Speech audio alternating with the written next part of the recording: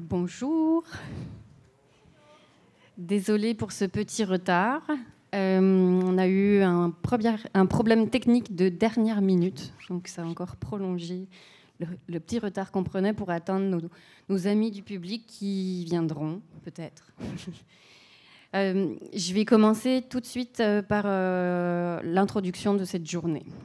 Donc, pour ouvrir l'événement aujourd'hui, nous souhaitons tout d'abord rappeler que nous nous réunissons en ce moment sur le territoire autochtone non cédé de la nation Kanien'kehá:ka, qui a longtemps servi de lieu de rassemblement et d'échange entre les Premières Nations.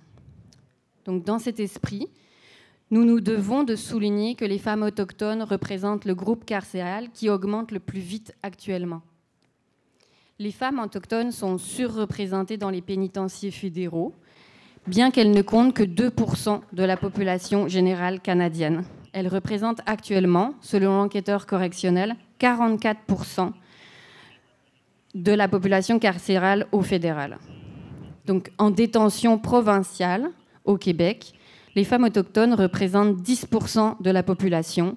En plus de 60% d'entre elles sont inuites. Ainsi, nous appelons à une réflexion réelle et sincère pour décoloniser les pratiques à l'intérieur du système de justice et des services correctionnels, afin de cesser la perpétuation de pratiques rappelant les pensionnats autochtones et la déconstruction culturelle et sociale des communautés. Je vais remettre mes lunettes. Donc, bonjour à tous, je me présente, je m'appelle Anne-Céline Genevoix, je suis coordonnatrice du collectif À Rentre Elles. Je vais être votre animatrice de journée et j'aurai le plaisir d'introduire les panélistes et de veiller à ce qu'on respecte l'horaire. Donc, j'ai manqué déjà à ma job dès le départ de la journée. Donc, la matinée n'est pas trop chargée, on a une seule table ronde. Je vais commencer par un petit point technique sur l'organisation d'aujourd'hui. Donc, tout d'abord, les directives Covid. Donc, vous pouvez vous déplacer. Simplement, quand on se déplace, on garde notre masque. Quand on sera, en fait, au moment du vernissage ce soir, donc si on est debout, on garde juste son masque. Et quand on est assis, on peut l'ôter. Au niveau de la traduction simultanée, il y a une traduction qui vous est offerte en anglais et en français. Donc, vraiment, utilisez-la, c'est gratuit, même si vous êtes bilingue. Donc, simplement pour les appareils, faites attention. Tout appareil perdu ou endommagé sera facturé $350. Désolée. Mais petite prudence quand vous allez aux salles de bain. Juste, si vous l'avez mis dans votre poche arrière, je vous recommande de faire attention. Et surtout, quand on part déjeuner à midi, nous remettre en fait l'appareil de traduction. On vous redonnera votre pièce d'identité et on vous le redonnera en fait dans l'après-midi. Donc c'est une conférence qui est enregistrée, elle est filmée, la conférence. Si vous n'avez pas envie en fait que vos questions du public apparaissent dans la conférence, simplement le mentionner quand vous poserez votre question. Et vous serez coupé au montage, évidemment. Cette conférence était limitée à 50 places, donc vous êtes chanceux. Bon, il y a encore de la place, apparemment, mais... simplement, en fait, on avait décidé de faire un petit espace pour le public extérieur. C'était vraiment pour créer un espace propice au partage, à l'échange et au dialogue. Simplement, en fait, je voulais mentionner vis-à-vis de ça que j'aimerais qu'on place peut-être une intention tous ensemble, collectivement, d'être bienveillants en fait dans cet événement, de vraiment se respecter les uns et les autres, de rester solidaires et d'être à l'écoute en fait des besoins de chacun et aussi des expériences multiples qui vous seront confiées aujourd'hui. Il faut que je tourne ma page.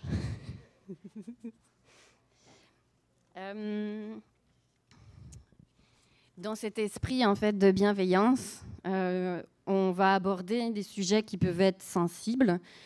qui peuvent être difficiles, qui peuvent peut-être appeler certaines émotions. Donc, si vous ressentez le besoin de parler ou de vous isoler, vous avez un espace en fait juste derrière le rideau là-bas où vous pouvez juste reprendre votre souffle. Et on a aussi en fait une bénévole qui est intervenante en travail social qui peut aussi discuter avec vous. Elle s'appelle Lydia, elle est juste ici. Merci beaucoup Lydia.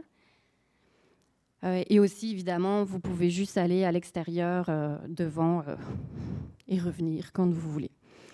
Donc, brièvement, le déroulement de la journée, je ne vais pas vous faire la lecture complète du programme, mais je voulais juste vous mentionner, donc ce matin, on va commencer dans quelques minutes. Je vais inviter les panélistes à nous rejoindre.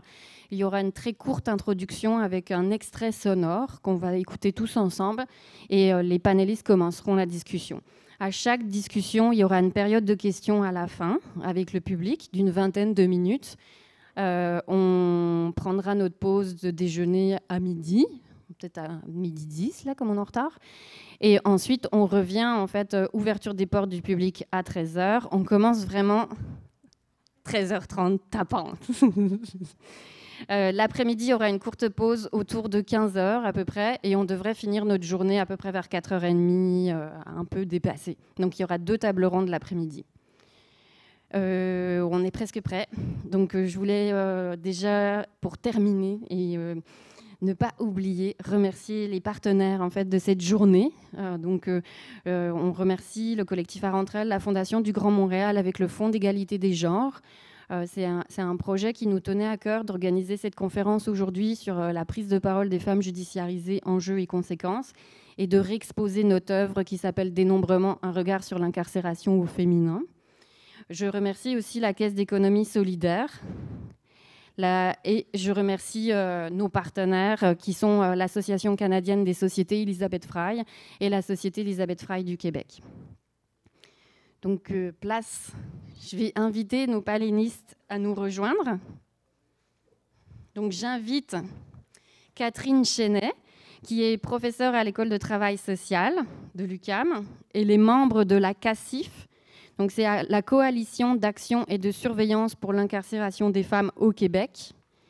Et j'invite aussi Louise Henry, qui est aussi membre de la CACIF, et qui a vécu l'expérience de l'incarcération et qui est aussi auteur. Donc, juste avant de débuter, comme je vous l'ai dit, on va écouter l'extrait sonore, le premier extrait sonore, et on continuera sur notre conversation. Oui, bonjour. Mon nom est Roselyne et j'aimerais faire un nouveau témoignage. Si j'aurais la chance de parler au responsable de la justice, ce que j'aimerais lui dire, c'est que j'aimerais qu'une journée, cette personne-là subisse le traitement des agents correctionnels et des juges ou des avocats qui nous voient souvent comme un chèque de paye. L'insalubrité des infrastructures telles que le Leclerc, les transports inhumains dans les autobus à détenus, les cages à détenus sur roues, ça n'a pas de sens. C'est pas parce qu'une personne a commis un crime qu'elle mérite un tel châtiment. Ça ne fait qu'exacerber les sentiments d'injustice et augmente l'écart entre les femmes incarcérées et la société. Justifie les atrocités qu'il y a un réel détachement de la part des autorités face aux femmes incarcérées. Il faut aussi se défendre de l'image parfaite de la femme. Une femme ne peut pas commettre de délit, c'est inimaginable, c'est inhumain. Une femme est un être humain et n'importe quel être humain peut commettre des erreurs. Puis, c'est à nous à apprendre de nos erreurs, mais ça peut arriver à n'importe qui.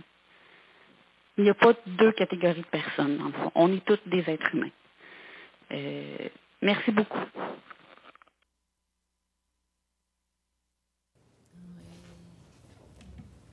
Bienvenue. Merci. On vous écoute. Parfait. Bien, merci beaucoup. Merci pour l'invitation. Merci pour l'accueil, la présentation. Excusez-moi, ça va?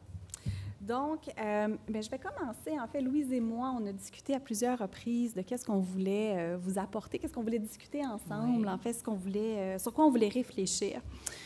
Puis en fait, je vais commencer, je vais faire quelques mots d'introduction, puis ensuite, je vais poser ma première question à Louise, puis on va réfléchir ensemble aux prises de parole des femmes judiciarisées hors les murs, donc hors des murs de la prison.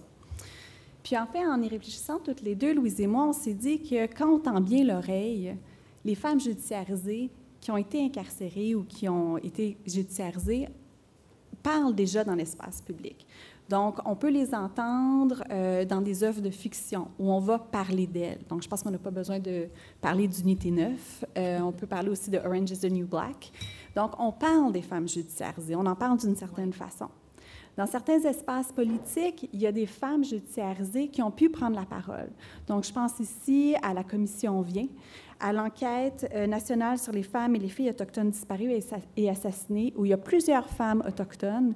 En particulier, si on pense à la Commission Vient, il y a plusieurs femmes inuites qui ont pris la parole et qui ont dénoncé leurs conditions de détention, qui ont dénoncé les transferts répétés dont elles faisaient l'objet, puis qui ont dénoncé, en fait, les violences et le racisme là, dont elles sont la cible. Dans les dernières années, autant à la radio que dans la presse écrite, il y en a eu des prises de parole par des femmes judiciarisées, en particulier en lien avec le Leclerc. Donc, Louise et moi, on est toutes les deux membres de la Coalition d'action et de surveillance de l'incarcération des femmes au Québec, donc la CACIF, et il y a eu plusieurs prises de parole en lien avec la réalité carcérale, en fait, des femmes judiciarisées. Puis évidemment, comme l'extrait vidéo le laissait présager, mais les femmes, elles ont des récits qui leur sont spécifiques, mais leurs histoires aussi sont plurielles. Et c'est ce qu'on retrouve aussi dans l'espace public. Il y a des moments où on entend plus des récits de soi, des récits personnels. Il y a aussi des moments où on peut lire ou entendre des récits de résistance, de lutte. Et aussi, évidemment, des récits qui prennent forme dans une dimension artistique, comme on va voir aujourd'hui dans Dénombrement. Donc, il y en a des récits, il y en a des prises de parole dans l'espace public par les femmes judiciarisées. Malheureusement, même si elles sont présentes, on les entend peu et on les écoute peu. On en tient peu compte. Et ça, on peut le penser, là, je vais vous amener un peu un concept sur lequel ma collègue et moi, Marianne Nguyen-Mensah et moi-même, on travaille, qui est juste ici, vous allez l'entendre cet après-midi, mais sur la notion d'injustice épistémique. Donc, quand on parle d'injustice épistémique, c'est l'injustice au niveau des connaissances. Donc, on peut dire que d'une certaine façon, les femmes judiciarisées, elles ne sont pas entendues parce qu'elles ne sont pas considérées comme des porteuses légitimes de connaissances, comme si elles n'avaient pas de connaissances à apporter, mais aussi parce que collectivement, on est dans une société, on a de la misère à les entendre, à les écouter, à faire sens de qu'est-ce qu'elles apportent. Donc, pourquoi je suis là aujourd'hui? C'est parce qu'avec ma collègue Marianne Nguyen-Mensah, on a un projet de recherche sur les pratiques de témoignage public des femmes judiciarisées.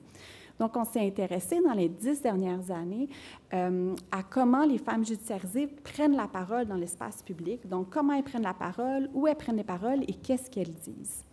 Et sur la question des femmes et de la prison, on a là, en considérant les médias écrits, mais aussi la télévision, donc les nouvelles, les documentaires, on a recensé 90 prises de parole qui ont été faites soit par des femmes judiciarisées qui ont été incarcérées, soit par des personnes qui travaillent en alliance ou des proches de femmes incarcérées.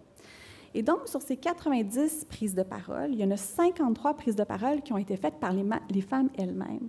Et là, Louise, c'est là-dessus que je vais te questionner ou t'interroger, parce qu'on s'est rendu compte que sur ces 53 prises de parole sur 10 ans, 25 d'entre elles étaient faites de façon non anonyme, donc à visage découvert, avec le nom de la personne. On peut clairement identifier qui prend la parole, donc à visage découvert, une voix qui est reconnaissable avec le nom.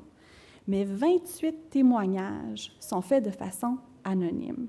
Et ça, ce qui nous indique, c'est qu'il y a vraiment des enjeux pour les femmes judiciarisées qui ont été incarcérées de prendre la parole dans l'espace public. Et même, j'ajouterais que sur les 25 personnes là, qui sont non anonymes, qui prennent la parole de façon publique, bien, on retrouve souvent les mêmes personnes, dont Louise, dont certaines qui vont prendre la parole ici. Pas 28, là, par exemple. Je n'ai pas fait les 28 déclarations. Non, tu n'as pas fait les 28. En fait, c'est les 25 qui sont non anonymes. C'est vrai, les 25. Mais tu n'as pas fait toutes les 25, mais on retrouve en fait quelques personnes qui vont prendre la parole publiquement. Donc, il y a vraiment des enjeux au niveau de la prise de parole publique. Puis la première question, Louise, que je voulais te poser, c'est, mais c'est quoi les enjeux? Pourquoi il y a si peu de personnes qui ont été incarcérées dans les prisons pour femmes qui vont prendre la parole puis qui vont pouvoir être ensuite identifiées ou identifiables comme femmes qui ont été incarcérées? Première des choses, la honte. On a tellement honte qu'on ne parle pas. le mépris qu'on a envers nous aussi, ça nous empêche de témoigner. D'être une femme qui se retrouve en dedans, ça ne regarde pas bien, ça non plus. On se tait. Le jugement de notre entourage aussi. On a peur, qu'est-ce que notre entourage va dire? Et la société qui nous cache. C'est une femme incarcérée ou qui a un casier judiciaire, là. Ouf, il ne faut pas qu'on la voie trop, elle. Un homme, c'est une autre chose, mais une femme, c'est vraiment tabou. Parce que c'est vraiment le tabou qui fait que la femme ne parle pas autant. Si ça n'était pas tabou, on serait capable de dire ce que j'ai vécu en dedans, puis ce que j'ai pas vécu, ou qu'est-ce qui m'a touchée. Non, on a peur. On se dit rien, puis on assume. Le sentiment de ne pas être accepté par notre communauté non plus, nous autres, les femmes, c'est beaucoup plus difficile. On a, la plupart du temps, qu'est-ce qu'on fait? On se renferme sur nous-mêmes. On pleure, bien évidemment. On dépressionne. Puis il y en a même qui vont jusqu'à en finir. Parce que c'est un fardeau pour eux autres. Les femmes qui se retrouvent en prison sont étiquetées aussi. Des femmes à problème, des mauvaises filles. C'est plus que d'être bad girl, là. Les hommes, c'est des bad boys, puis nous autres, les femmes, on court après les bad boys. Mais les bad girls, c'est... Non, non, on ne touche pas à ça. C'est vraiment... c'est pas bien perçu. Puis en plus, quand on témoigne, on n'est pas cru. On n'est pas cru du tout. On n'est pas considéré comme crédible. On peut répéter les mêmes faits, les mêmes situations, les mêmes problématiques par plusieurs personnes, puis on ne nous croit pas plus. Je vous le dis qu'à telle place, c'est comme ça. Je vous le dis, puis ça fait 4 fois qu'on vous le dit, puis ça fait plusieurs qui le disent. Mais c'est pas vrai, parce que ça vient de nous, les femmes. Pendant mon incarcération, puis après aussi, j'ai commencé à prendre des témoignages de femmes en leur demandant « Pourquoi tu parles pas? Pourquoi tu le dis pas haut et fort, en peur d'avoir honte et tout ça? » Puis la plupart des femmes, ça disait toute la même chose. Tant qu'à être jugée, puis de ne pas être crue, j'aime autant mieux me taire. Il y a beaucoup de femmes aussi qui souffrent de toutes sortes, parce que la problématique aussi des femmes qui sont en prison, tout le monde le sait, la plupart du temps, c'est pour des délits mineurs. Des délits mineurs qui font en sorte qu'ils sont commis par rapport à ce que la femme a des besoins quasiment viscérales, des besoins vitaux. Ils vont voler pour manger ou ils vont voler pour aller s'acheter de la drogue parce qu'ils ont besoin de drogue parce qu'ils sont vraiment toxicomanes. Et en plus, à ce moment-là, ils ne règlent pas plus le problème de la toxicomanie. Il faut se dire que, vu qu'on ne parle pas, on ne dit pas notre problème, on ne dit pas dans quel problème on est, qu'on vit, bien, on se court après la queue. On retourne en prison. Puis plus que tu vas en prison, plus que tu t'endurcis. Plus que tu t'endurcis, plus que les conséquences sont graves. Tout ça parce qu'on n'a pas parlé.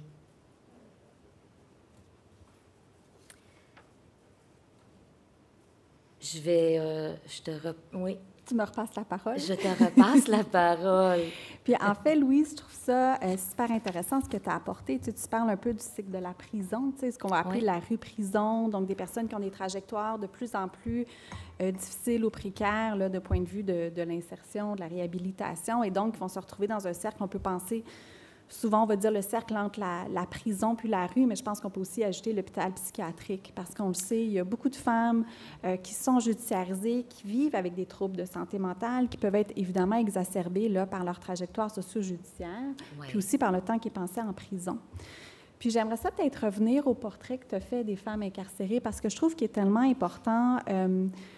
C'est sûr, puis on l'a abordé au début, parmi les femmes qui sont incarcérées, il y a une surreprésentation importante des femmes autochtones au Canada. Quand on regarde dans les prisons provinciales, c'est particulièrement les femmes inuites qui sont surreprésentées dans le milieu carcéral. On peut aussi penser plus largement aux femmes racisées, aux femmes noires, aux femmes arabes qui sont plus présentes là, dans nos prisons. Les femmes en situation de pauvreté, tu en as parlé. Oui. Puis aussi, il y a des femmes qui vont vivre de multiples oppressions qui vont pas nécessairement s'additionner, mais qui vont se multiplier. Donc, par exemple, on peut parler à une femme en situation de pauvreté, qui a des problèmes de santé mentale, une femme qui vit une situation de handicap, ou une personne qui est issue des minorités sexuelles et de genre et qui se retrouve dans une prison pour femmes. Donc, tous ces éléments-là vont faire en sorte que les femmes vont vivre des enjeux, ou les personnes, en fait, vont vivre des enjeux qui vont se multiplier.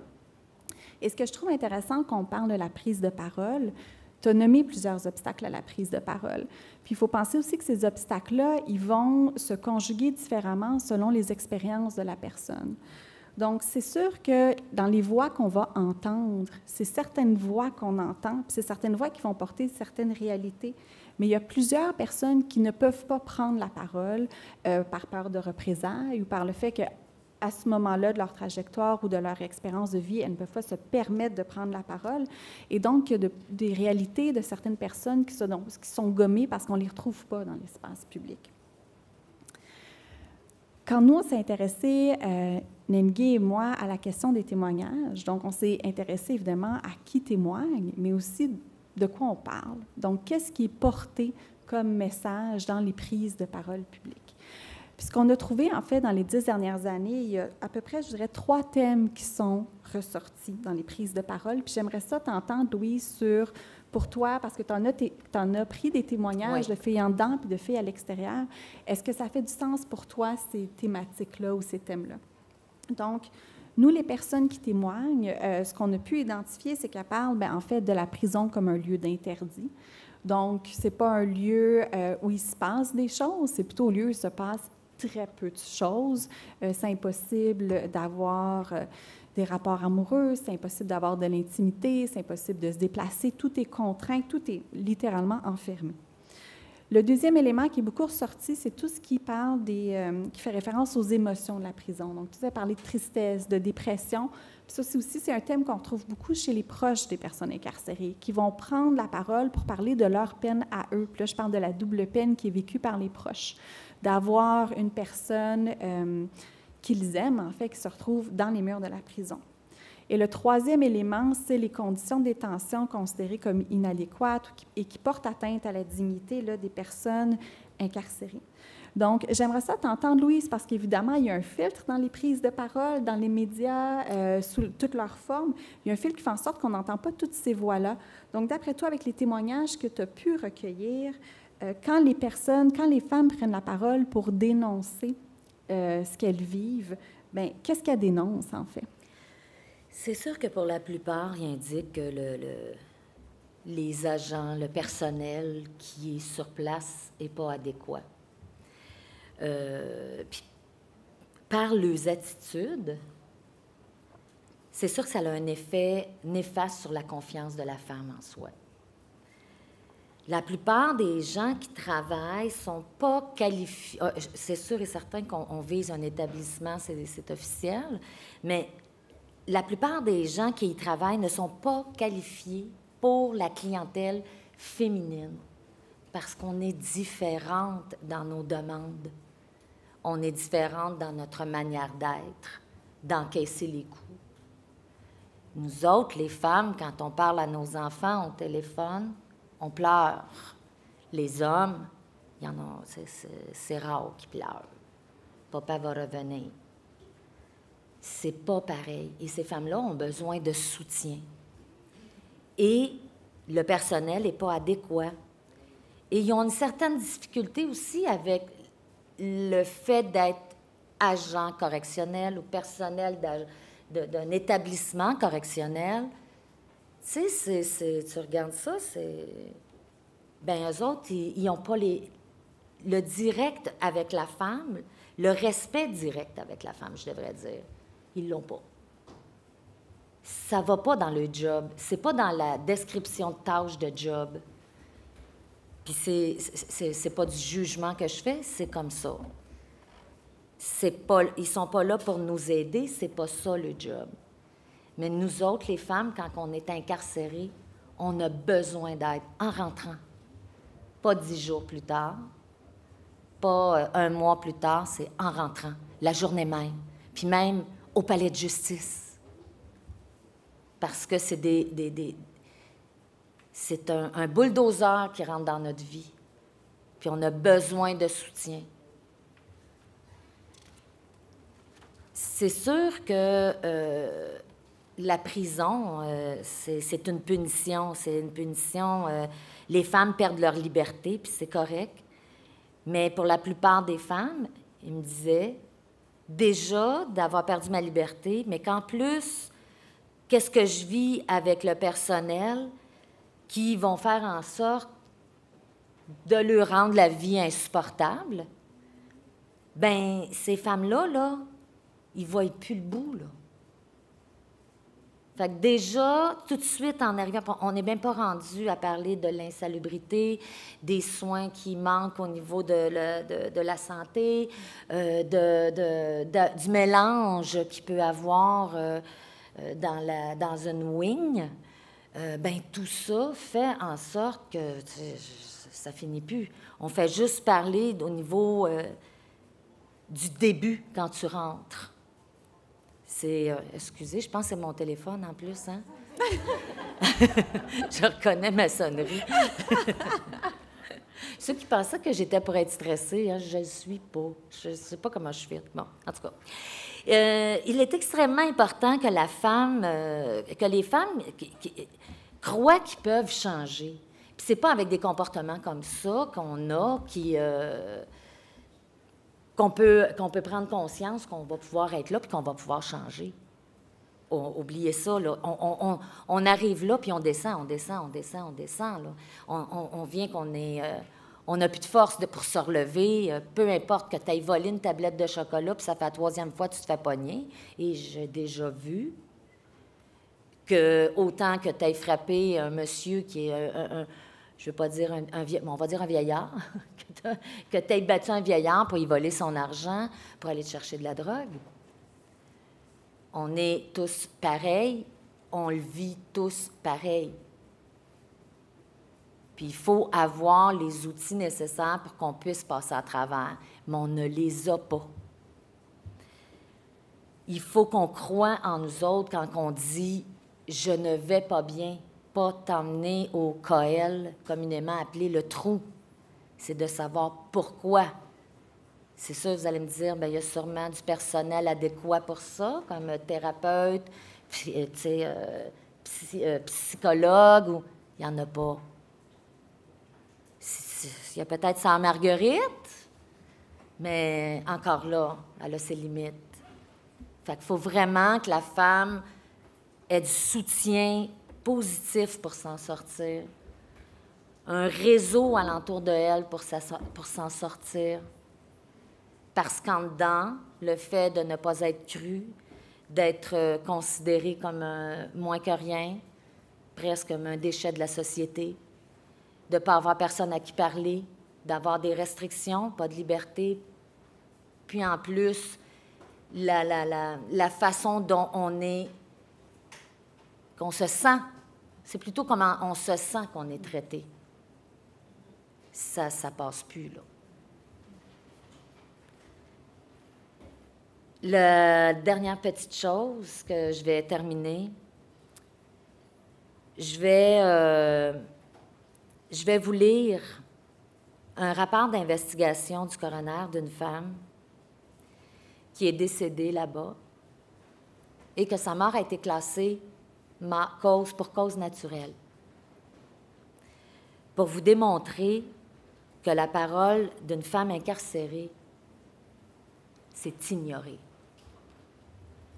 La première ligne qu'on peut y lire dans ce rapport-là est celle-ci. À l'intention, le rapport était fait à l'intention des familles, des proches et des organismes pour la protection de la vie humaine. Femme de 60 ans. Cette dame est une personne à mobilité réduite. Elle doit utiliser une marchette ou un fauteuil roulant pour ses longues distances, selon l'évaluation faite par son physiothérapeute et son ergothérapeute. Elle souffre de diabète. Elle a déjà été hospitalisée dans le passé pour des plaies de lit. Elle est suivie pour son diabète et se déplace 4 fois par jour à l'infirmerie de la prison pour ses prises de glycémie. Cette dame a un rendez-vous à l'hôpital de la Cité de la Santé avec son médecin. Après avoir vu son médecin, elle est ramenée au centre de détention. Durant tout le déplacement et son transport, la dame ne chute pas et ne se plaint d'aucun malaise. Toutefois, vers 21 heures, elle se plaint à un agent de s'être fait mal au genou dans le fourgon lors du retour de l'hôpital et elle a de la difficulté à se déplacer. Les agents en informent le personnel infirmier. Une infirmière aurait demandé que madame se déplace elle-même, puisque les infirmières ne se déplacent pas dans les secteurs. Finalement, de façon exceptionnelle, une infirmière va voir madame à sa cellule. Elle est évaluée par l'infirmière, qui ne constate rien de particulier au niveau de sa santé. Il est alors recommandé de la transférer dans le secteur d'isolement, le KL, communément appelé le trou. Ça, c'est moi qui le rajoute. Où elle aura un meilleur suivi médical si elle ne peut pas se déplacer par elle-même, car c'est le seul secteur où les infirmières se déplacent une fois par jour pour donner des soins, contrairement aux autres secteurs où les détenus se déplacent à l'infirmerie, sauf dans le cas exceptionnel où des cas d'urgence sont lancés. La dame est réticente à changer de secteur et aurait déclaré qu'elle serait apte le lendemain à aller au système de santé. Le lendemain, vers 7h25, elle mentionne avoir mal et n'être pas capable de se lever de son lit. Il y a de l'urine dans ses draps. Un agent avise une infirmière de la situation. Cette dernière lui répond que la détenue doit se rendre elle-même au bureau de santé si elle veut être soignée et avoir ses médicaments. Cette dame refuse de se rendre au bureau de santé pour recevoir ses médicaments. Elle est donc transférée en isolement, secteur KL, communément appelé le trou. Le lendemain matin, une infirmière va voir la dame en question pour sa prise de médicaments et elle est avisée qu'elle retourne dans son ancien secteur. Cette dame va bien. Elle demande au moins d'avoir une chaise roulante pour retourner dans son secteur, ce qui lui a été refusé. Vers 13h45, elle retourne dans sa cellule située au secteur 1EF, en se déplaçant avec sa marchette, même si elle dit ne pas en être capable. Durant tout le trajet, elle gémit. Une fois rendue à sa cellule, elle commence à crier qu'elle n'est plus capable d'avancer. Elle se laisse glisser au sol tranquillement jusqu'à s'allonger par terre. Un code d'urgence est lancé. La dame ne répond plus à son nom. Le personnel de santé vient prendre les signes vitaux qui sont normaux, pression artérielle, test de glycémie, fréquence cardiaque, réaction des pupilles. L'infirmière aurait conclu que madame joue la comédie encore une fois. Les agents présents dans la cellule aident la dame à retourner dans sa couchette. Ses extrémités sont froides, ce qui est bien connu chez cette détenue. Maintenant, elle ne répond plus aux ordres simples et sa respiration semble bloquée à l'expiration. Aucun son ne sort de sa bouche. Un infirmier propose de la positionner latéralement, mais la décision des autres membres du personnel était de la mettre sur sa couchette simplement. Une infirmière aurait dit, elle bloque sa respiration pour changer ses signes vitaux. Tout cela pour ne pas retourner au CAEL afin de ne pas se rendre à l'infirmerie elle-même. Cette dame est retrouvée inanimée dans sa couchette, sur le dos, lors de la ronde des agents correctionnels vers 15h25. Elle est transportée à l'hôpital de la Cité de Laval. Son décès est constaté par le médecin de l'urgence à 16h45. Décédée d'une hémorragie digestive provoquée par une gastropathie survenue chez une personne ayant une maladie coronarienne je l'avais dit, j'étais pour le boffer. Artériosclérotique importante. Seulement 3 heures avant, on avait ignoré sa parole. 3 heures avant, on ne l'avait pas cru quand elle a crié à l'aide. Jusqu'à quel point qu'il va falloir qu'on se rende? La parole d'une femme incarcérée ou judiciarisée a autant d'importance que n'importe quelle autre femme, même une infirmière. J'espère de tout mon cœur que les femmes vont commencer à dénoncer, à parler pour être écoutées et entendues. Merci.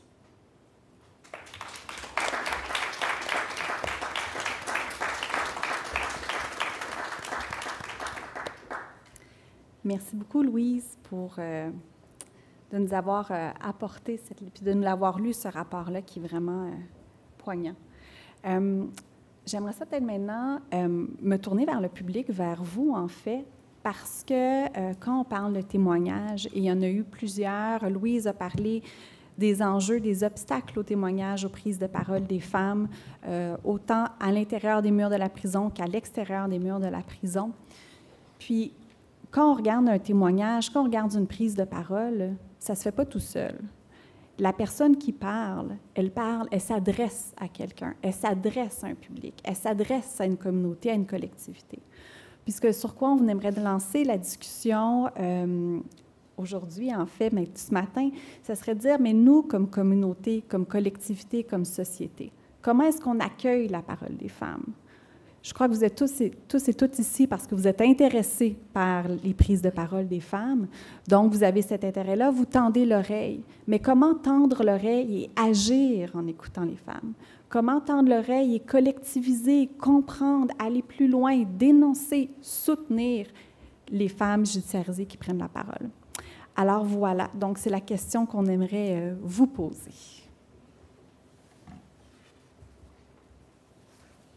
Il n'y a pas personne qui a quelque chose à dire? Oui!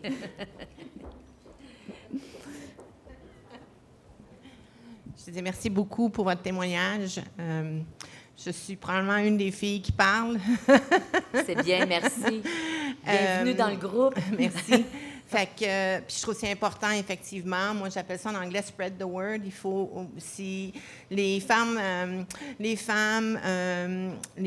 gens non-binaires, les transgenres, les femmes à deux esprits à l'intérieur, dans les établissements désignés pour femmes, n'ont pas une parole. Et le service correctionnel, que ce soit provincial ou fédéral, isole ces gens-là pour effectivement éviter que les informations sortent. Fait que la façon de faire, c'est justement dans des sessions comme ça, puis des gens qui parlent, puis quand vous allez partir, vous allez parler autour de la table, à vos amis, à vos familles, puis ça va, tu sais, c'est comme, je ne veux pas dire le téléphone arabe parce que je ne veux pas être PC, là, mais c'est comme le téléphone, tu sais, ça se passe là, de bouche à oreille. Okay? Oui, c'est ça. Il s'agit juste de commencer. Je te dis que pour moi, même moi, ça n'a pas été facile. J'avoue même, j'ai un fils de 36 ans, parce que c'est sûr et certain, mon numéro de téléphone se promène dans les prisons et les filles m'appellent s'ils ont besoin de quoi que ce soit, si je peux les aider. Mon fils est abasourdi de voir, voyons, maman, comment ça? Pourquoi tu les aides? T'sais, fais ta petite affaire. Non, parce que pour lui, même pour mon propre fils, c'est tabou que sa mère ait été... Il y a de la difficulté avec ça. C'est pas évident de parler. Mais si on parle pas, si on se rallie pas, on n'aura pas rien pour appuyer ça. Il faut vraiment passer par-dessus la peur puis dire, écoute, peut-être qu'on m'aimera pas. Moi, il y en a du monde qui m'aime pas parce que j'ai dénoncé, parce que, elle pense que c'est comme ci, que c'est comme ça. Je regrette. Ce que je dénonce, c'est parce que je l'ai vu, je l'ai vécu, et il faut que ça se sache. Tu sais, on m'a même, je vous dirais pas menacé, mais me laissé sous-entendre parce que je vais écrire mon livre. Le livre est pratiquement fini, il sort sur les tablettes au mois d'avril, en passant. C'est la dénonciation de toutes vous autres qui est là-dedans. La compréhension que j'ai de toutes vous autres, qu'est-ce que vous m'avez dit, ce que vous avez vécu, c'est pas évident. Puis on parle pas de 10 000 femmes, là. Puis c'est ça qui est pénible. Puis c'est pour ça, je pense que c'est notre talon d'Achille, on n'est pas assez. Si on serait autant que les hommes, je pense que ça irait mieux. Mais on est un petit groupe de femmes judiciarisées. Puis c'est difficile de se faire entendre. Puis quand même qu'on dit « je te dis que c'est vrai, je te dis que c'est vrai », il y en a qui me disent « ben voyons donc ». Il faut quasiment que tu aies un rapport d'investigation, des sorties médiatiques, des plaies pour être cru. Ça n'a pas de bon sens. Nos plaies psychologiques, eux autres, comment je fais pour les montrer? Il faut parler. Je suis absolument d'accord avec toi. Puis je voulais rajouter une chose que au niveau des raisons pour lesquelles elles ne parlent pas, parce que moi, j'ai été victime de ça, j'ai des gens que je connais qui sont victimes de ça, et puis les agents de libération continuent à victimiser les gens de ça, c'est de dire, tu n'as pas le droit de parler, à moins que le service correctionnel te donne la permission, puis il faut que tu me dises de quoi tu vas parler. Parce que moi, si j'aime pas ça, puis tu le fais quand même, je te renvoie en dedans. Oui. Mais c'est pas vrai. Je comprends ce que tu as besoin d'un permis seulement si tu parles au nom du service correctionnel. Mais les chartes de liberté de la loi de la personne ça, te donnent fédéral. Mais provincial aussi. La charte de liberté des droits de la personne s'applique à tout le monde, même les gens judiciarisés. Alors, ton droit à l'expression existe, à moins que tu parles au nom soit du service correctionnel provincial ou soit. Mais les gens ne le savent pas. Les femmes, les gens incarcérés ou formellement incarcérés dans les établissements désignés pour femmes ont souvent des familles, ils ne veulent pas retourner en dedans, ils ne veulent pas, qu'on dit, excusez-moi, là, je parle franglais, le rock the boat. Des fois, ne connaissent pas leurs droits et ne parlent pas, justement pour ça. C'est les mêmes parts au fédéral, au provincial, d'être rester en incarcération, de retourner en incarcération et tout ça. Oui, parce que c'est un cercle vicieux. Oui, exactement. Et bris de conditions. Quand on dit à une femme qui est aux prises avec une femme qui aime trop, une dépendante affective, qui se ramasse en dedans, puis le juge lui donne comme condition « tu n'as pas le droit de voir ton chum parce que ça mène à la bagarre ». On peut prendre des paris, ça prend pas 2 jours. Hein? Elle y retourne voir son chum parce que son mal d'être, c'est sa dépendance affective. Ça peut être aussi simple d'être déstabilisé. Ton agent de oui, libération mais c'est ça, dit, il faut... Je trouve pas une raison, tu n'as pas brisé tes conditions, mais je trouve que, tu vas pas. Tu es déstabilisé, je te crois à risque. Oui. Et blanc. Mais c'est ça, il faut à ce moment-là, plus qu'on va en parler, plus qu'on va pouvoir les structurer, mieux ça va aller. Puis en s'organisant, justement, il faut commencer quelque part, tu sais. Mais là, en s'alliant et en se disant, on dénonce, dénoncer et je veux parler. Pas juste la question de dénoncer, je trouve ça gros, là, mais je veux dire ce qui m'a blessée. Je veux vider ça. Parce que si on veut avancer, il faut le vider. Parce que sinon, on n'avancera pas. Il faut aller chercher de l'aide. Il faut... c'est toute une grosse roue. C'est comme... oui, c'est vrai que les agents correctionnels ne nous aident pas. Ben oui, le juge, l'avocat non plus. Il faut les sensibiliser et leur démontrer une façon de faire qui pourrait avoir nos besoins, leur dire nos besoins. C'est pas juste une question de dénoncer puis de partir en guerre. Ça ne mènera pas bien, bien loin. Y a-t-il d'autres choses? Oui? J'ai une question ici. Juste là. OK. Allô? Est-ce que tu veux y aller d'abord? Non, j'y vais. OK. J'avais juste des réflexions. Moi, je suis travailleur de rue à Montréal. Je travaille dans un organisme communautaire. Pour répondre à ta question sur comment écouter la parole des personnes et comment leur laisser cet espace, je pense que ça passe par soutenir la parole des détenus, soutenir leurs actions aussi, puis ça passe par des actions concrètes, comme il y a beaucoup d'incarcérations qui pourraient être évitées si les drogues étaient décriminalisées. Oui. Moi, j'ai beaucoup de femmes trans que je connais qui sont incarcérées dans des prisons pour hommes parce qu'elles n'ont pas pu faire leur changement à l'État parce qu'elles sont en situation de précarité pour de très bonnes raisons. Puis c'est des situations très préoccupantes. Je pense que sur du long terme, il faut réfléchir à l'abolition carcérale et comment nos systèmes en sont arrivés à criminaliser des personnes qui vivent des traumatismes, à qui on ne donne pas accès à des ressources, etc. Puis ça me préoccupe beaucoup. J'ai trouvé ça très intéressant, ce que vous avez dit. Puis j'ai aussi des réflexions sur peut-être... Je pense qu'on essentialise aussi beaucoup les femmes et je le vois plus dans quelque chose de...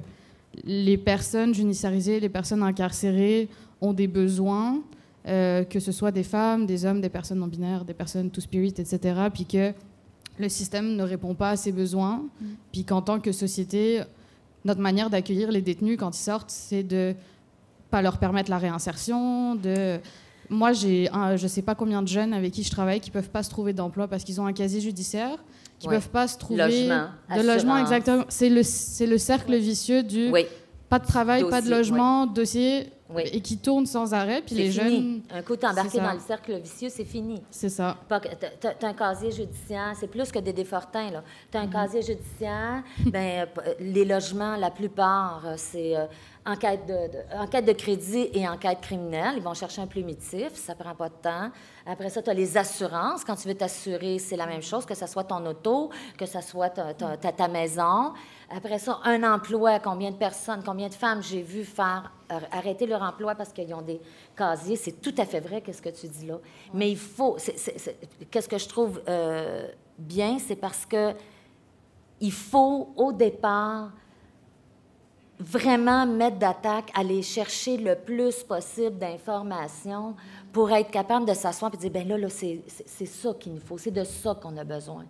Mais les femmes vivent tellement... Moi, je parle juste pour les femmes parce que c'est pas connu, puis quand c'est connu, c'est pas cru, la déchéance qu'on vit présentement. Je parle présentement par rapport à la prison provinciale. Parce qu'en plus de ne pas être cru, on a été garrochés dans un endroit qui n'a pas d'allure. Fait que c'est sûr et certain qu'en plus de travailler à essayer de se sortir de là, on n'est pas cru. Fait que, tu sais, on est tout le temps dans le même cercle vicieux. Fait qu'il y a des actions à poser en premier qui va faire qu'à un moment donné, on va être cru, puis on va sortir de là. Ben oui, je suis totalement d'accord. Puis qu'il va avoir moins des peines c'est magnifique. C'est juste mes réflexions sur...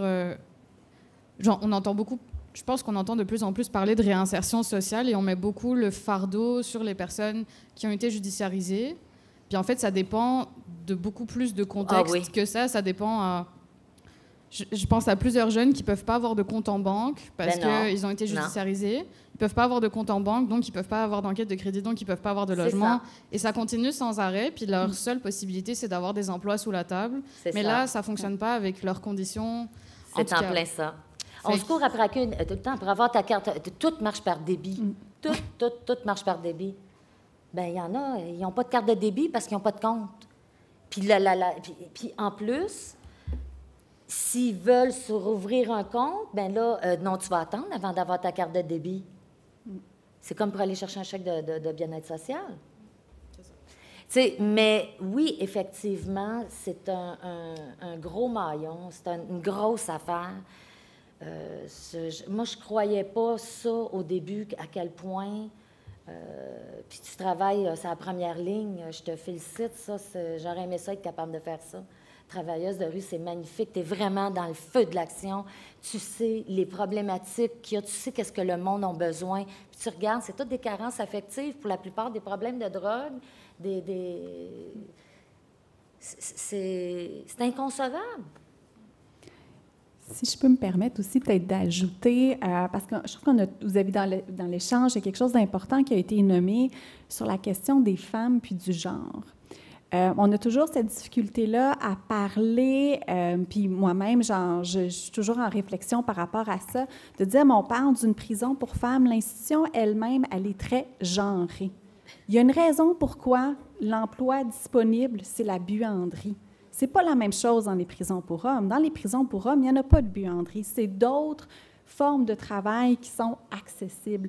Il y a énormément d'éléments dans la prison qui sont fondamentalement genrés. Donc, c'est sûr qu'on a tendance à parler des femmes incarcérées. La prison nous donne une image très précise de quel type de femme se retrouve en prison, quel type de femme devrait s'y retrouver. Et quand on lève le voile, quand on ouvre les murs, on voit qu'il y a une multiplicité d'expressions de genre. Il y a des personnes issues des minorités sexuelles qui sont présentes en dedans. Et ça, c'est complètement gommé, tout comme la présence de femmes autochtones, etc. On en a comme parlé à quelques fois, mais je veux juste souligner cette difficulté-là de, oui, dénoncer la réalité des prisons pour femmes, parce que les prisons pour femmes, bien, ça touche un petit nombre de prisons au Québec. Mais il y a aussi cette difficulté-là de parler avec des mots inclusifs et de faire entendre d'une multiplicité de voix, pas en compétition, mais en alliance, pour qu'elles travaillent ensemble, justement, sur les murs de la prison. Premier élément. Deuxième élément, j'aimerais ça rappeler, on en a parlé un peu des femmes trans, la réalité des personnes trans incarcérées ou provinciales. Il faut quand même leur rappeler que les services correctionnels provinciaux n'ont aucune politique actuellement sur l'incarcération des personnes trans. C'est quelque chose qui est négocié à la pièce, avec toutes les violences, les discriminations qui y sont associées. Et ça fait plus de 3 ans, et je suis le dossier. Il y a 3 ans, j'ai fait une demande d'accès à l'information pour savoir est-ce qu'il y a une politique du ministère sur la gestion carcérale des personnes trans. Il y a 3 ans, j'ai eu la réponse, un comité est en train de s'y pencher et de les rédiger. 3 ans plus tard, elles n'ont toujours pas été rédigées. Et les groupes qui travaillent avec des personnes trans, qui représentent les personnes trans, ne sont pas consultés. Donc, il y a quand même aussi cet élément-là. Oui, c'est une prison genrée, mais l'institution elle-même ne fait pas d'efforts pour penser à respecter les droits des personnes trans. Et non-binaires, et two-spirited. Bref. Oui, c'est vrai. Voilà, j'ai juste ajouté cet élément-là. Donc, ça nous suit toute notre vie, là. C'est fini après, là. Il faut être consciente que la punition est longue. C'est comme on expliquait tantôt, la punition va être longue pour se trouver un logement, pour se remettre à travailler, avoir des assurances. Moi, j'ai des amis que le chum lui disent « Ben non, tu ne reparleras pas à Louise, là. Elle sort dans le dedans. Ben non. Pourquoi? Tout le monde a droit à l'erreur. Je ne me définis pas par les actes. Je suis assez humble pour vous dire que c'est la meilleure chose qui n'a pas pu m'arriver, de passer par toutes les étapes. Puis je le referai, même si j'ai voulu m'enlever la vie par 2 reprises, pour devenir ce que je suis rendue aujourd'hui, je le referai. Mais je sais que ça va me suivre toute ma vie. Je le sais. Puis toutes les filles concernées le savent. On va être jugées, cataloguées, pas cru, parce que tu n'es pas plus cru quand tu es sorti, là. Et c'est le fonctionnement des agents, un agent correctionnel, un agent de surveillance, parce qu'il y en a plusieurs, là, ne sont pas formés pour nous aider psychologiquement, mentalement, émotionnellement. Le job, c'est de dire « Hey, Yann-Ray, cellule, on va te canner. » C'est ça, le job. Les jobs, c'est des travailleuses sociales, des femmes de rue, des travailleuses de rue des intervenantes cliniques qu'on peut avoir en maison de transition. Puis la maison de transition, je m'étais promis de ne pas en parler en plus. Maison de transition, les filles du Leclerc qui s'envoient, ils sont garochés dehors après. Ça n'a pas de bon sens. Ils sont encore tout mêlés, ils n'ont pas verbalisé, ils n'ont pas compris, ils retournent encore, ils vont revenir à la prison. Ça leur prend... Ça leur prend un laps de temps pour décompresser, pour se remettre en place, là, dire « Oups, là, attends un peu, il faut que je reprenne ma vie en main. Là, ça fait 4 mois, 5 mois, 6 mois que je n'avais pas les pieds sur l'asphalte. Là. Il faut que je fasse ci, il faut que je fasse ça, il ne faut pas que j'oublie que j'ai des dettes ci, des dettes là. Tu ne sors pas, ça n'a pas d'allure. » Mais ça, c'est toutes des choses que s'il n'y a pas personne qui dénonce, personne qui le dit, laissez-moi pas sortir. Je viens d'être 6 mois à travailler à buanderie. J'ai bien de l'argent dans les poches. Je m'en vais à Berry. C'est ça qu'ils veulent faire, les filles. Ils ne veulent pas se reprendre en main. Mais si on le dit, si on le verbalise, il y a peut-être à un moment donné quelque chose qui va se faire. Mais effectivement, ce n'est pas... Eux autres sont là pour nous surveiller. Les agents aussi, quand on sort, je n'ai une encore, moi, jusqu'au mois de janvier. Moi, là, quand je suis sortie de maison de transition, là, vous dire, j'étais aïe comme ça, là. Mais il fallait que je remette mes fins de mois pareil. Quand on m'a dit, faut que tu te présentes un poste de police à toi et moi, je dis, ben voyons donc. Hey, je travaille à Cassif. Puis, tu sais, je fais mon livre, puis ci, puis ça. C'est la surveillance. C'est 3 ans, c'est ma surveillance. Ils sont là pour nous surveiller, pas pour nous aider. Il faut qu'on ait de l'aide, là, maintenant. Mais il faut parler, il faut dénoncer, il faut vider ce qu'on a à vider pour être en mesure d'être aidé. Parce qu'il n'y a pas personne en part de nous autres qui sait de quoi on a besoin. Quand même, je demanderai à n'importe qui à savoir là, comment est-ce que ça marche, les serviettes sanitaires en dedans. Il n'y en a pas gros qui va être capable de me répondre. C'est nous autres qui le savons. Fait qu'on peut-tu s'asseoir puis commencer à en parler pour essayer de trouver une idée pour qu'on s'en sorte? Excusez, je suis un petit peu passionnée. Moi, j'aimerais faire du pouce... J'aimerais faire du pouce un petit peu sur ce que vous venez de dire. Je travaille pour OPEX. Je ne sais pas s'il y en a qui connaissent la ressource. On travaille justement en employabilité. Oui. Ça peut peut-être donner un coup de main à la dame qui est là-bas. Je ne sais pas si votre clientèle est juste des jeunes. Nous, c'est sûr qu'on s'adresse à une clientèle provinciale et fédérale. Donc, moi, je trouve quand même qu'il y a quelques ressources disponibles pour les femmes. Il faut les connaître. Il manque un petit peu de visibilité, c'est vrai, là. Mais nous, on travaille, entre autres, pas juste pour l'emploi. Si la femme, elle veut retourner à l'école, si elle veut faire du bénévolat, elle a un problème de logement, on peut référer à des appartements supervisés. Oui. Il existe des choses. D'ailleurs, il y a un projet super intéressant aussi qui existe. Je ne sais pas si les gens connaissent, mais ça s'appelle l'étoffe du succès, Dress for Success, justement pour les femmes qui veulent revenir au travail, puis ont de la difficulté, ils n'ont pas beaucoup de sous, puis ils veulent se vêtir. Puis, c'est bien. Je pense qu'ils ont 2 kits qui leur est fournis là, gratuitement. Ils sont accompagnés par des bénévoles. Fait qu'il y a des choses qui existent. Mais point de vue psychologique, le noir de l'aide psychologique, là, le premier 6 mois que j'ai fait, c'est de moi-même. Moi, je suis sortie du Leclerc. Ah, ouais, va-t'en, là, tu reviendras parce que c'était sur... comment ils appelaient ça, là? Avant de passer, là, j'étais sortie sur Libération sous caution. Bien, c'est moi qui ai fait les démarches pour appeler au CLSC. Il n'y a pas personne au Leclerc qui m'a dit, bon, ben là, tu vas voir, c'est quand même assez traumatisant ce que tu viens de vivre. Il faudrait peut-être que tu ailles voir quelqu'un, en parler, parce que c'est sûr que c'est pas évident.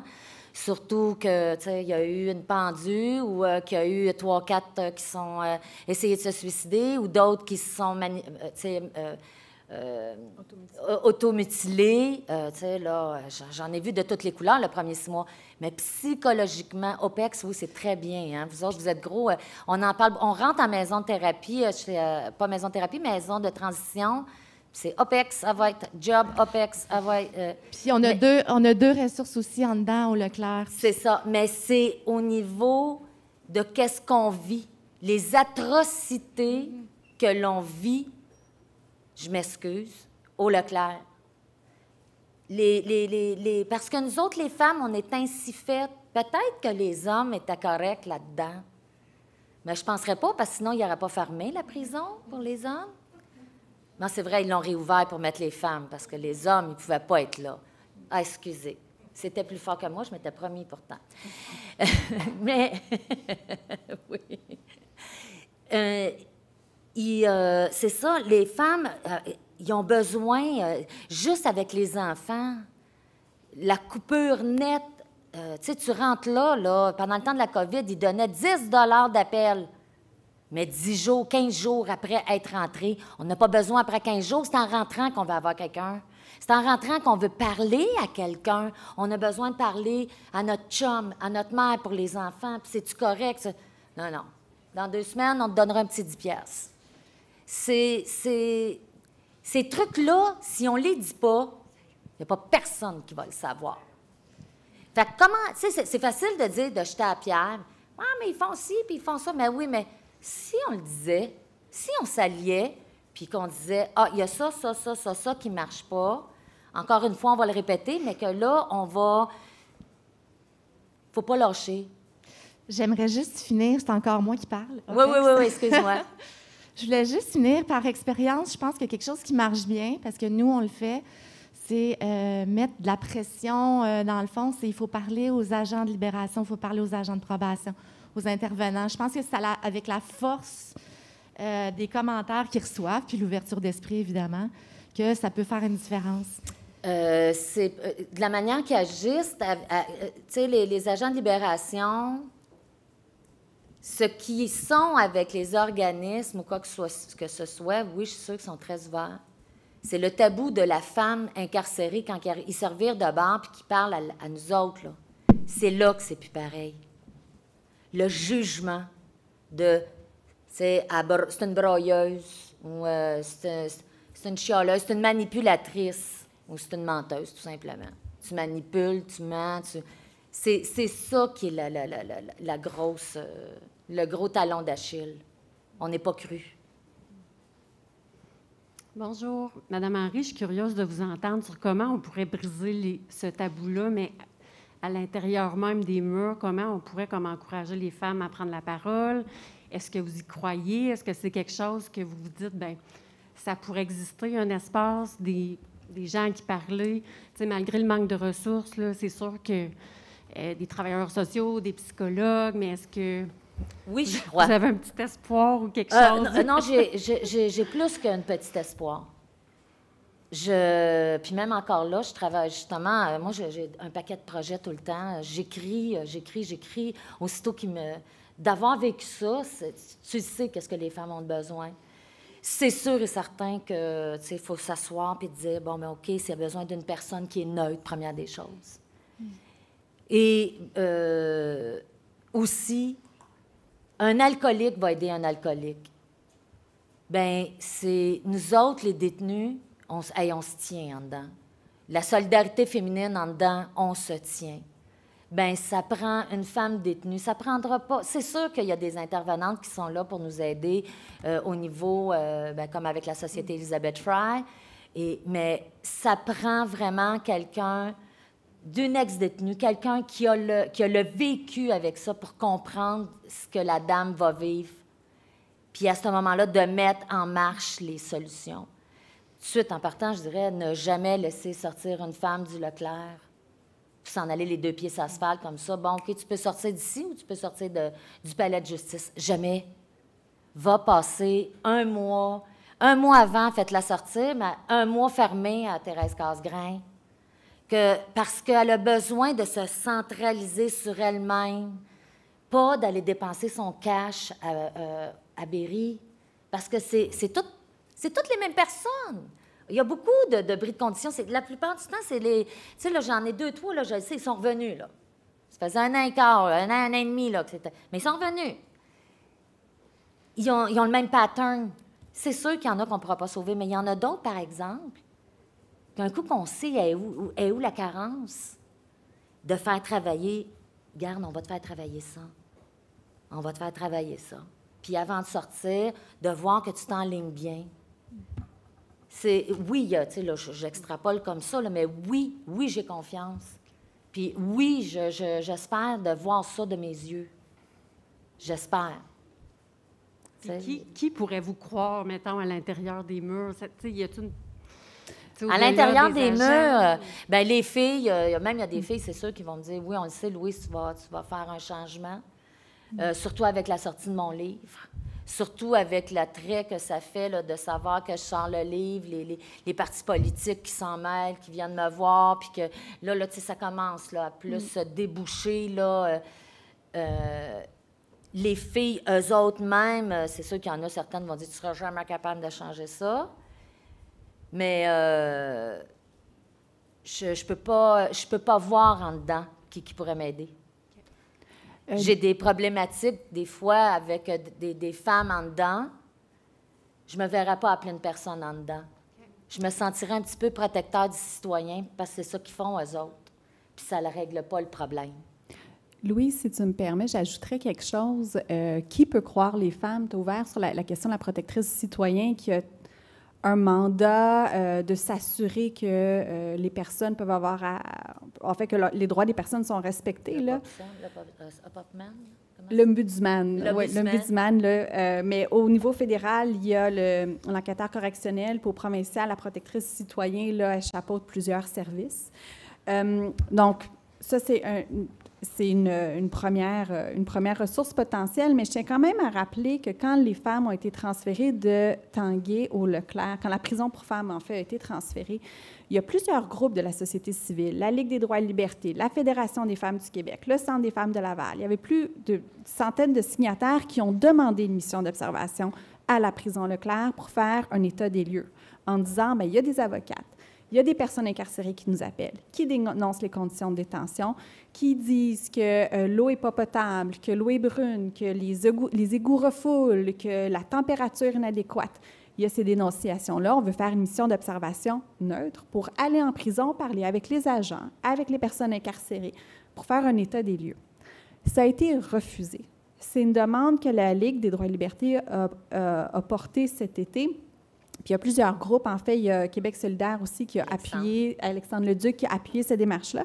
Alexandre Leduc qui a demandé à la ministre de la Sécurité publique de se rendre lui-même à la prison Leclerc. Ça lui a été refusé. Donc, on peut se poser la question, oui, croire les femmes, oui, mais il y a quelque chose aussi au niveau de la prison, des murs de la prison aussi, qui doit être sérieusement repensé, au moins qu'il y ait une brèche. Et ça ne dépend pas seulement des femmes incarcérées, des personnes incarcérées, de leur faire porter de la responsabilité de ça. Je pense que c'est très problématique là, comme société. Et dernière chose, rappelons-nous aussi qu'avec la COVID, il y a plusieurs groupes communautaires qui sont quand même des yeux de surveillance, aussi qui n'ont pas eu accès à aucune prison là, à travers le Québec pour des raisons, oui, des bonnes raisons, mais quand même, ça fait presque 1 an et demi, je pense qu'il y a certains groupes qui n'ont pas pu se rendre là, en détention. Donc, voilà. Encore moi, excusez. Oui. On demande beaucoup qu'est-ce qu'on peut faire pour changer, puis effectivement, les programmes à l'intérieur, c'est idéal aussi. Mais je pense, puis ça, moi, je parle tout le temps de mon opinion, moi, je pense que c'est vraiment de réviser notre base sociale. C'est éviter l'incarcération en premier lieu. Oui, tout l'argent qu'on dépense en incarcération au niveau... On parle, là, moi je parle fédéral, là, on parle à peu près quoi, 70 000 pour des établissements minimum, là, je dis à peu près là, pour une personne incarcérée dans les établissements pour femmes. 70 de ça va au salaire. Oui, d'après le 63 70 d'après le dernier rapport canadien. Oui, 70 va au fédéral, OK. Fédéral, va au personnel et à leurs bénéfices marginaux, OK? Ça veut dire que le restant n'est pas pire. Excuse-moi, je ne connais pas les... J'ai resté 3 mois au provincial. J'en ai fait 8 au fédéral. Donc, puis, regardez dans les pays où l'incarcération diminue. Dans les pays nordiques, là, leurs programmes sociaux pour les drogues, pour l'emploi, pour la médication, le service de santé mentale... L'incarcération aussi, c'est pas pareil. Non, ils ferment leurs prisons, puis ils les louent, ils les transforment. Mais leur base sociale est faite ou éviter l'incarcération, ou donner quelque chose de différent, comme, mettons, les bracelets, où les gens peuvent continuer à travailler, être productifs, rester dans leur famille, perdre leur logement. de perdre de logement, et ainsi de suite.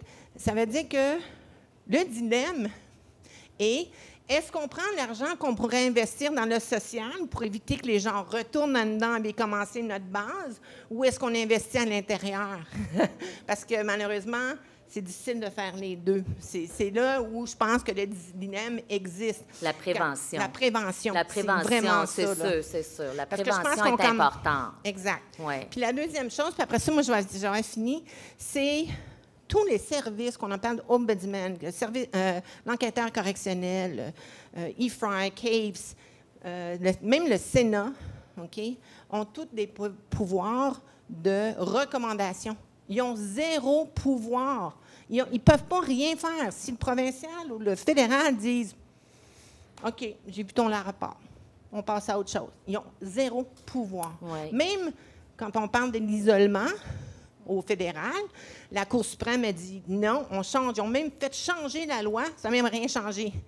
Fait qu'il faut vraiment avoir un système où il y a un pouvoir. Ça aussi, il faut le changer. Ça, c'est mon opinion. Non, tu as raison là-dessus.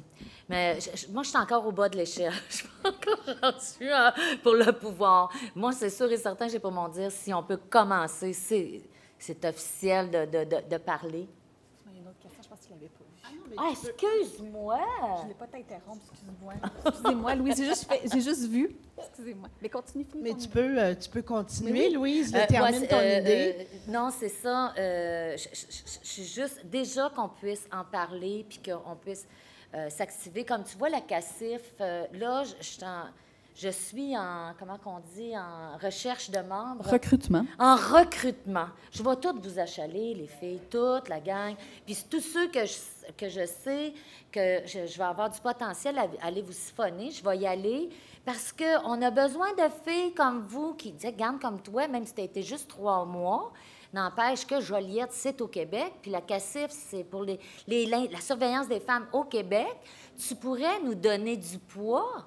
Tu pourrais nous aider. Mais je suis la seule détenue qui est là, l'ex-détenue qui est là-dedans. Les femmes n'osent pas embarquer. Là, je suis en train d'en embarquer une de Joliette, là, mais elle est à l'interne encore.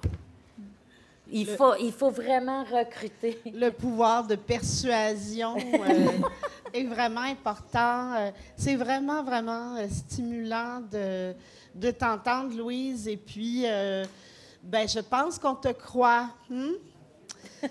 Et, Vous êtes derrière moi tout le temps, c'est sûr. Non, mais une des choses que j'ai trouvées intéressantes, juste dans la discussion tout à l'heure, par rapport à la collègue qui fait déjà de l'intervention avec les femmes aux prises avec ces situations-là, j'ai trouvé que l'interaction était vraiment intéressante parce que on pourrait imaginer que vos points de vue sont contradictoires, tu sais. Attends. Ouais, genre, une femme qui dit, j'ai pas les ressources dont j'ai besoin, et c'est pareil pour mes collègues, ou en tout cas mes pairs. Et une intervenante qui dit, oui, mais il y a des services, ils sont peut-être pas assez visibles, hein? Tu as dit ça aussi dans le truc. Et donc, pendant à peu près 3 secondes, je ne sais pas si vous avez eu aussi cette réaction-là, je me suis demandé, mais qui dit vrai? Est-ce qu'il y a des services ou il n'y en a pas? Et c'est ça que la voix des femmes en dedans nous donne. Oui. C'est qu'il y a tout ça en même temps. Oui, il y a des services, mais les besoins, puis les envies, les préoccupations qui sont nommées, c'est aussi important. Fait que c'est comme ça et ça. En tout cas, je ne sais pas si ça fait du sens, mais je trouvais ça vraiment intéressant, tu sais.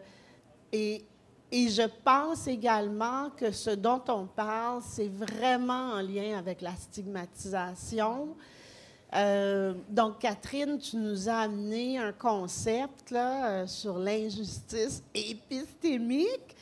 Et moi, j'ajouterais, je pense qu'il y a vraiment la stigmatisation, tu sais, qui fait que quand tu es stigmatisé, tu as honte. Oui. Puis l'antidote à la honte, dans mon livre à moi, mais je pense que dans ton livre à toi aussi, bien, c'est la fierté. Et puis, c'est pas correct pour une femme avec ce vécu d'être fière. Hein? C'est vrai. Fait qu'il y a peut-être ça aussi qui joue. Enfin, le deuxième commentaire que je voulais faire, c'est que dans les discours là, des femmes elles-mêmes puis des institutions, je trouve que ce qui est en carence, là, je reprends tes mots, là, tu sais, comme... ben, je pense que c'est vraiment l'institution. Au départ. Tu sais, ça a peut-être l'air d'être une base là, pour tout le monde ici dans la pièce, mais c'est cette idée que les femmes comme toi, Louise, qui prennent la parole, bien, le contenu de votre témoignage, c'est pas vos carences personnelles, c'est les carences du système. Donc, je trouve ça vraiment intéressant. Tu sais, ce que vous dites, cette parole-là, c'est de nous amener à faire le pont là, entre ce qui se passe dans ma vie d'individu puis ce qui se passe dans les structures sociales. Là, vous l'entendez, je suis féministe. Et puis ce lien-là, il est vraiment important, tu sais. Quand je dis, hey, j'entends ma voix dans ta voix, et puis ce que tu dis, ça dénonce des choses qui sont systémiques, structurelles. Et je trouve que c'est ça qu'on a de la misère à entendre, vraiment, là. Et puis, ben, félicitations. Bien, merci. Voilà. Je le prends, merci. Et merci beaucoup. On va conclure sur cette belle parole. Merci. Merci beaucoup, mesdames, d'avoir participé à cette discussion ce matin. Donc, on peut clôturer notre matinée.